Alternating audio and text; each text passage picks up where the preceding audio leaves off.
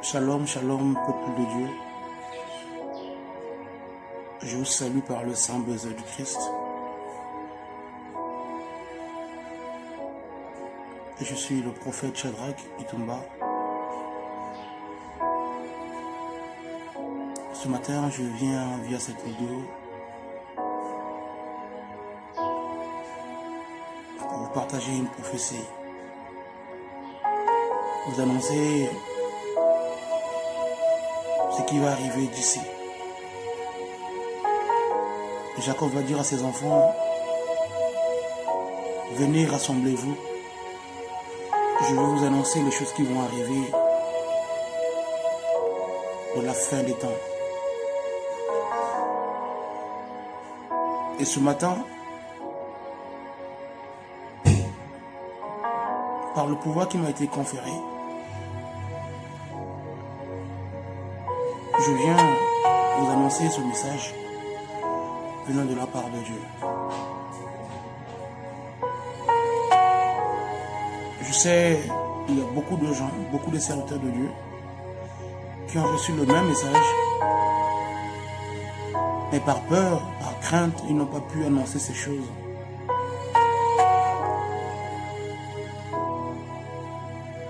Dieu me dit, fils de l'homme, vas-y, annonce le message. Et annonce ce qui va arriver sur ta nation. Et ce matin, ce n'est pas moi qui parle. Humainement, je pouvais avoir peur comme tout le monde.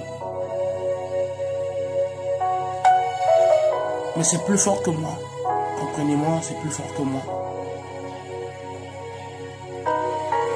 Dieu veut ainsi, et je vous annonce ces choses.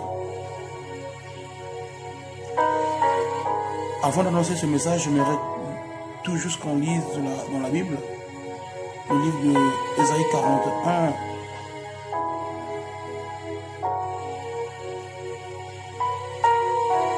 À partir du verset 26, je lis la parole de Dieu. Il dit qu'il a annoncé dès le commencement pour que nous le sachions.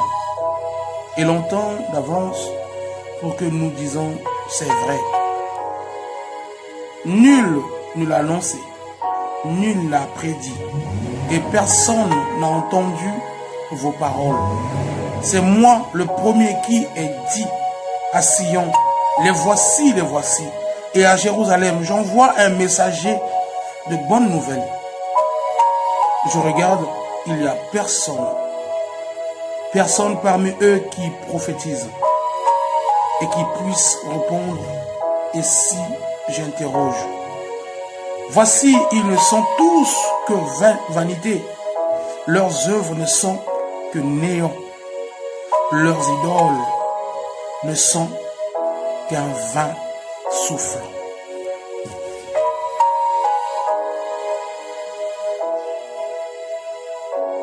Aujourd'hui, le Seigneur se pose la question de savoir est-ce qu'il y a vraiment des prophètes qui peuvent dire ces choses?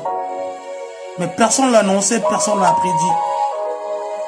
Tout le monde s'est caché derrière sa carapace, tout le monde se cache derrière sa peur, sa panique, parce qu'on veut vénérer un homme.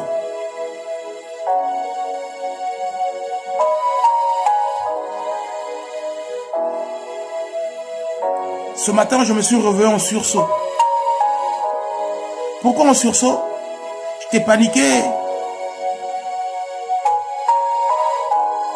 Très paniqué quand j'ai vu ces choses.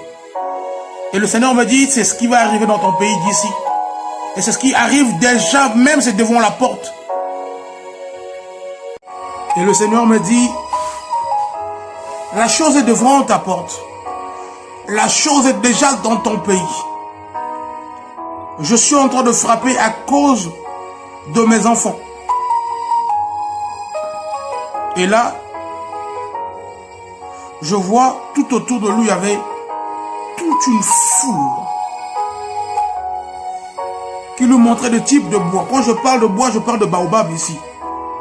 On a présenté un premier baobab qui avait encore quelques fleurs sur ses branches.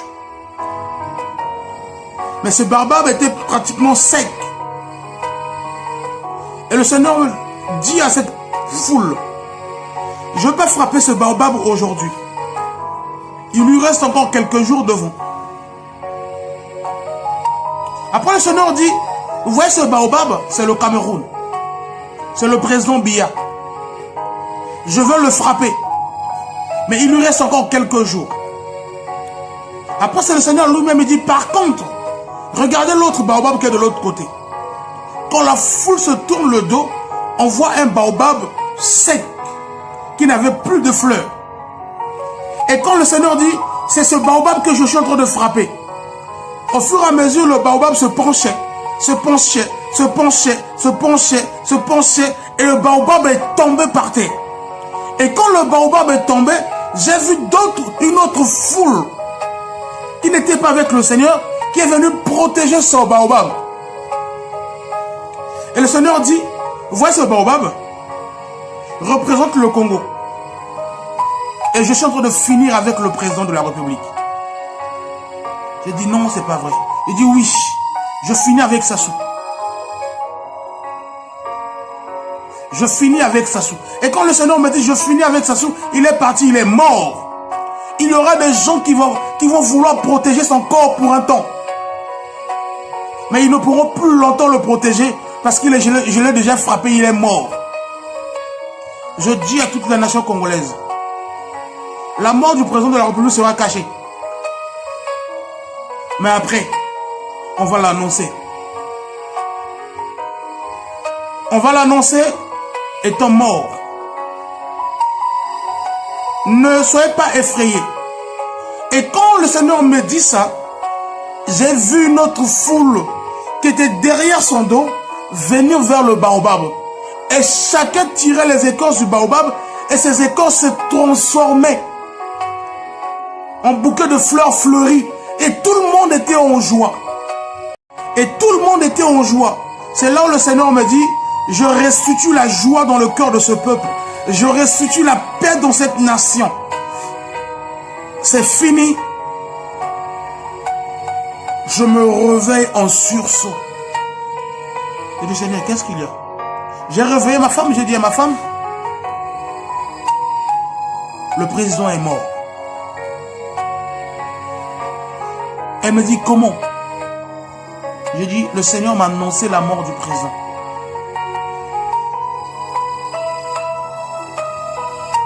Je sais que beaucoup de gens vont ironiser ce message. Me regardez. Regardez les événements qui succèdent tout autour. J'annonce à tous les Congolais, le pays ne va pas bien. Il est temps que vous restez en prière. Il est temps que vous restez en prière. Il est temps que vous restez en prière. Parce que le baobab est tombé. Les gens vont vouloir cacher son corps, cacher la nouvelle. Mais la chose est devant nous. Ce n'est plus pour longtemps. Retenez la date d'aujourd'hui.